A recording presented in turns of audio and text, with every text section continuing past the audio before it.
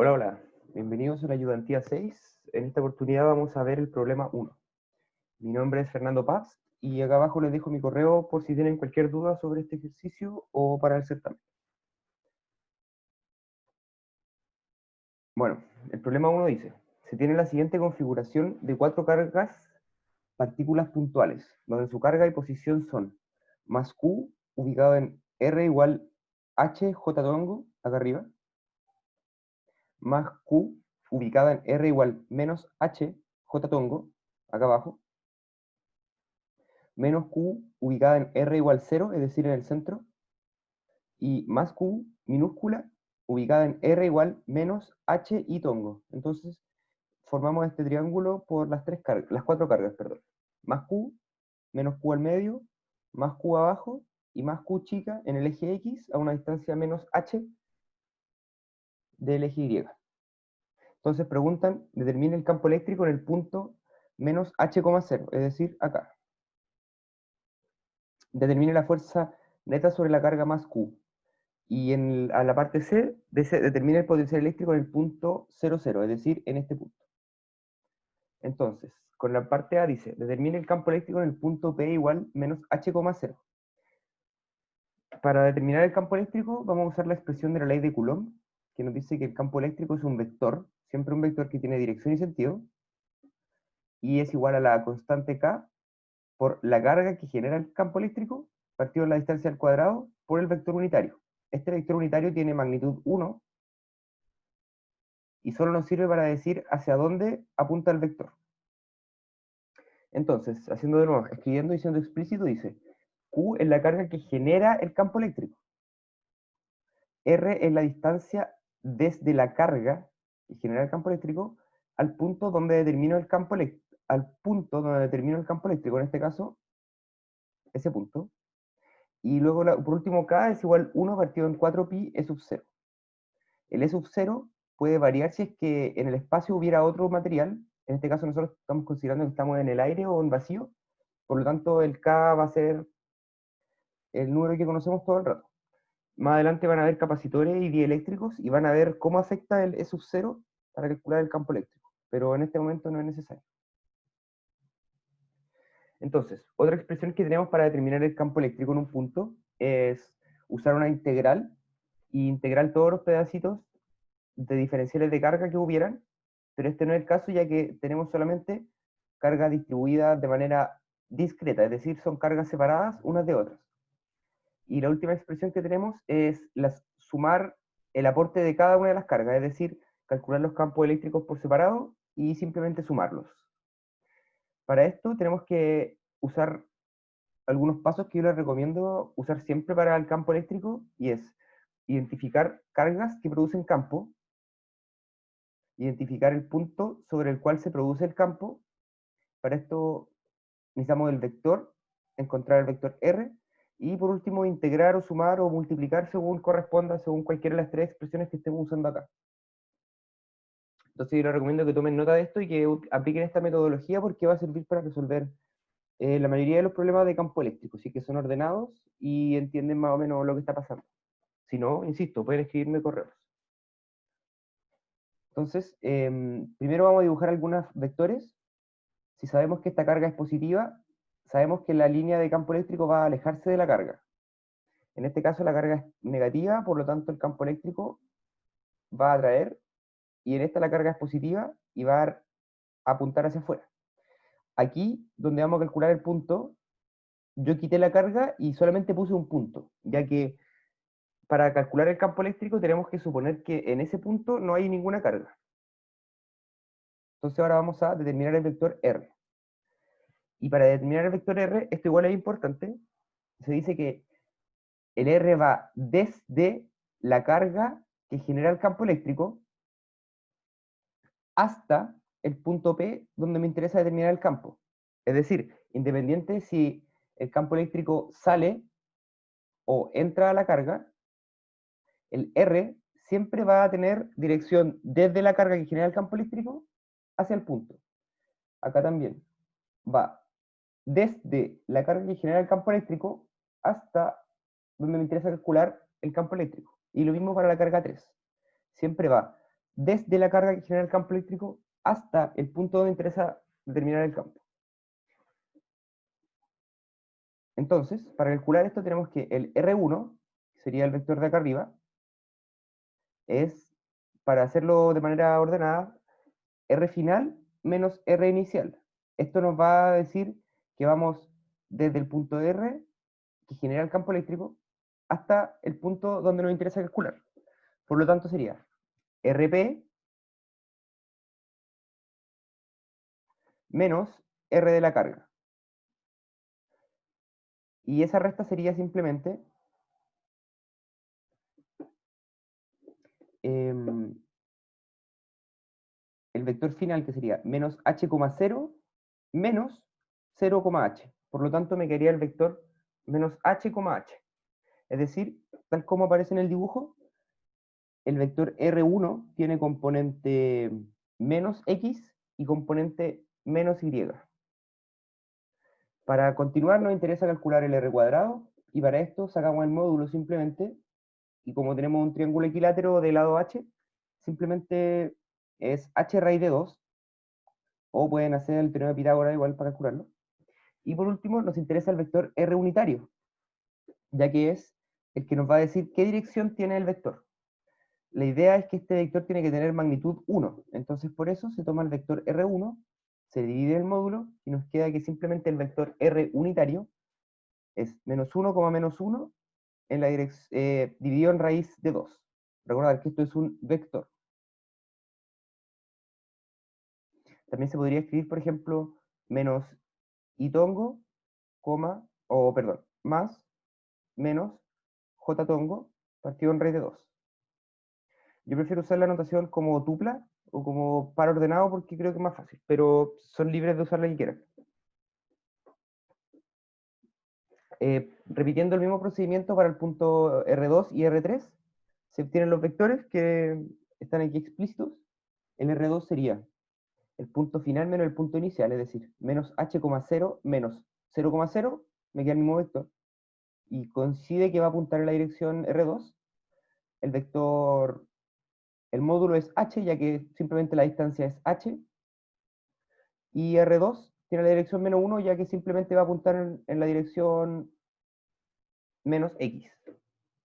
Para R3 lo mismo, tenemos que va R final menos R inicial, entonces sería menos h,0 menos 0, menos h, por lo que nos queda menos h,0, y esto quiere decir que el vector tiene una componente menos x y una componente más y.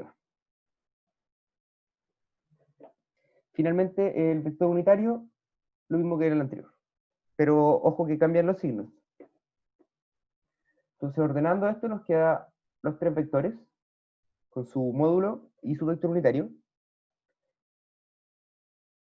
Y ahora simplemente nos queda determinar el campo eléctrico. Entonces, por superposición, nosotros sabemos que el campo eléctrico en un punto es igual a la suma del campo 1 más el campo 2 más el campo 3, que al final es esta expresión que estamos usando acá. Y reordenando los valores, nosotros ya conocemos el R para cada valor, el R unitario para cada vector y el Q para cada vector. Por lo tanto, para la carga 1, tengo el R unitario,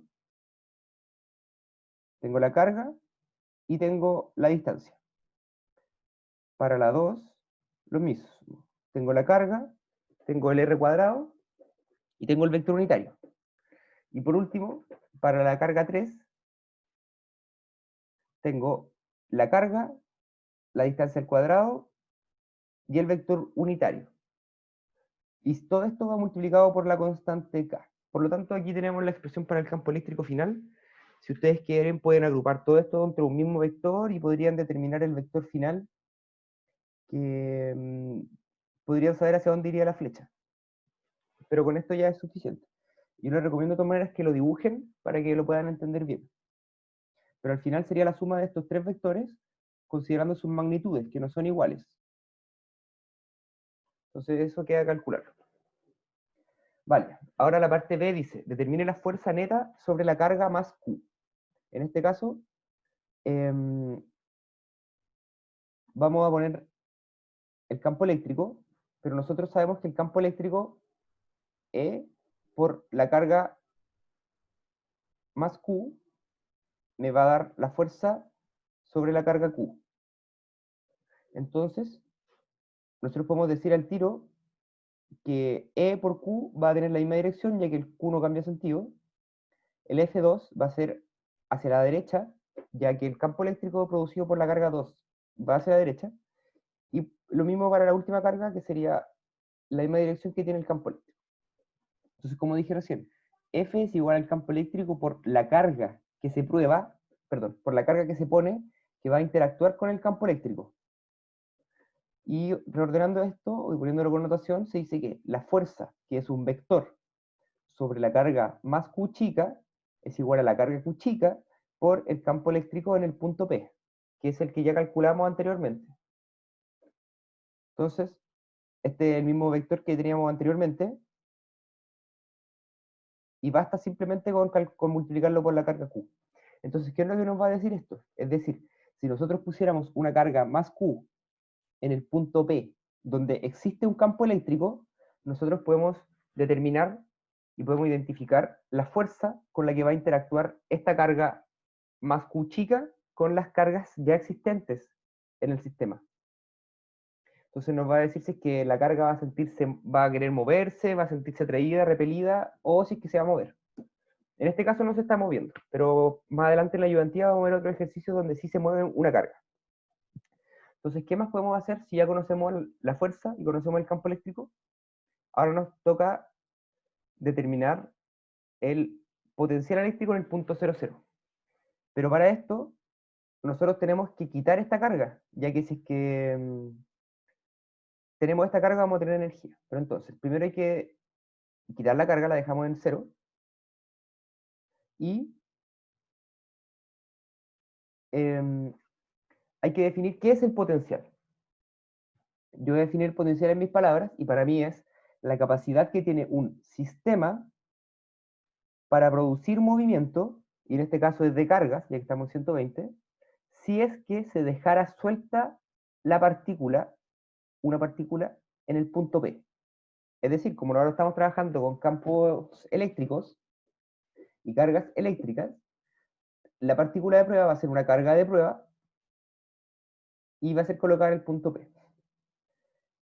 Además, esto nos dice, el potencial nos dice, la cantidad de energía que hay en un punto P por unidad de carga. Esto es decir, independiente de la carga que yo tengo acá. O puedo considerar una carga que valga 1, por ejemplo. Entonces, para calcularlo, tenemos el potencial que se calcula K por Q partido en R.